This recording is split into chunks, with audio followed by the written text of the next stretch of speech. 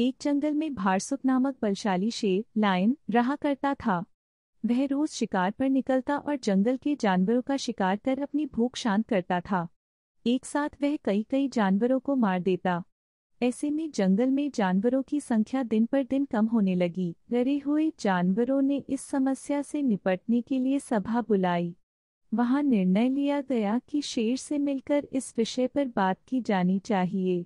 इसके लिए जानवरों का एक दल बनाया गया। अगले दिन वह दल शेर से मिलने पहुंचा।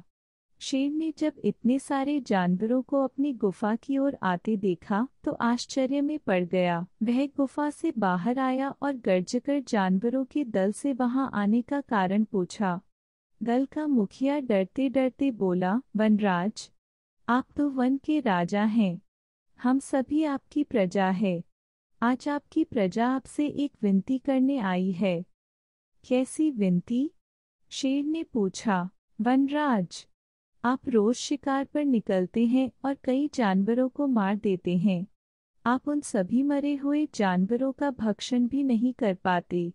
हम सबका विचार था कि आपकी भूख मिटाने यदि रोज एक जानवर आपके पास भेज दिया जाए तो आपको भी आराम रहेगा और हम भी भयमुक्त रहेंगे। शेर को बिना मेहनत शिकार प्राप्त हो रहा था, इसलिए उसने यह निवेदन स्वीकार कर लिया, किंतु साथ ही चेतावनी भी दी कि जिस दिन उसके पास जानवर नहीं पहुंचेगा उस दिन वह सबको मार डालेगा। उस दिन के बाद से प्रतिदिन एक जानवर का चुनाव कर उसे शेर के पास भेजा जाने लगा। अब शेर दिन भर गुफा में पड़ा आराम करता रहता। परिणामस्वरूप अन्य जानवर जंगल में सुकून से जीवन जीने लगे। एक दिन शेर का भोजन बनने की एक खरगोश की बारी आई। खरगोश शेर की गुफा की ओर चल तो पड़ा, किंतु मृत्यु निकट होने के कारण वह अत्यंत भयभीत था। वह धीरे धीरे कदम बढ़ाता हुआ चला जा रहा था। साथ ही किसी तरह अपने प्राण बचाने का उपाय भी सोचता जा रहा था। चलते चलते रास्ते में एक कुआं पड़ा।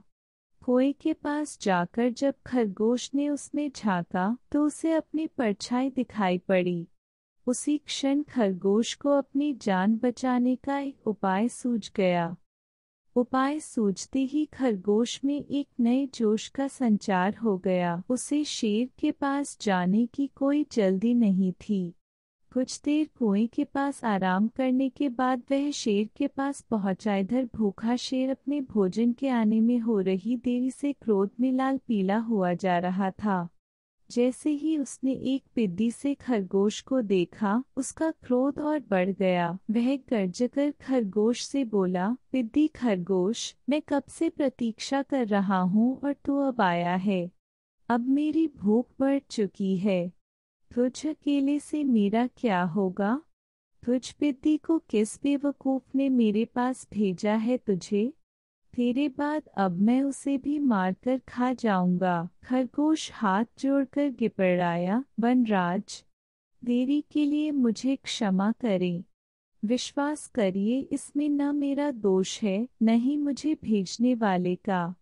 हम तो 5 खरगोश आपका भोजन बनने निकले थे, किंतु रास्ते में एक दूसरे शेर ने हमें रोक लिया। जब हमने उसे बताया कि हम अपने राजा का भोजन बनने जा रहे हैं तो वह 4 खरगोशों को मारकर खा गया और मुझे आपके पास यह संदेश देने भेजा कि अब से वह जंगल का राजा है। ऐसा कहा उसने।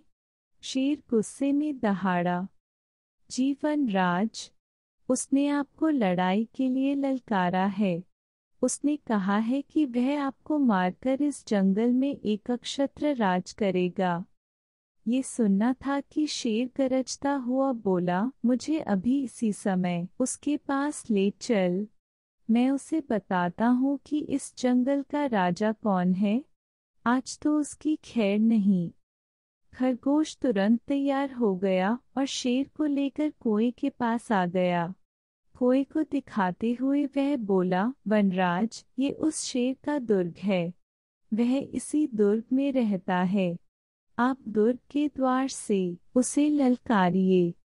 शेर ने कुएं में झांककर देखा तो उसे अपनी परछाई नजर आई। परछाई देखकर उसने सोचा कि अवश्य ही वह दूसरा शेर है और जोर से दहाड़ते हुए उसे ललकारने लगा। कुएं की दीवारों से टकराकर आती हुई अपनी ही दहाड़ की प्रतिध्वनि सुनकर और अपनी परछाई देखकर उसे लगा कि दूसरा शेर भी दहाड़ते हुए उसे ललकार रहा है। उस ललकार का उत्तर देते हुए उसने कुएं में छलांग लगा दी। कुएं की दीवारों से टकराता हुआ वह पानी में गिरा और डूबकर मर गया। शेर के मरने के बाद खरगोश खुशी खुशी वापस लौटा और जंगल के अन्य जानवरों को खुशखबरी सुनाई। सुनकर सभी बहुत खुश हुए और सबने खरगोश की खूब प्रशंसा की। सीख, मॉरल ऑफ स्टोरी, बुद्धि बल सबसे बड़ा बल होता है, इसलिए मुश्किल घड़ी में सदा बुद्धिमानी से काम लेना चाहिए। बुद्धि का इस्तेमाल कर हर समस्या का समाधान किया जा सकता है। हेलो दोस्तों, तो कहानी आपको कैसे लगी आप कमेंट में बताएं और लाइक करें, शेयर करें, चैनल को सब्सक्राइब करें।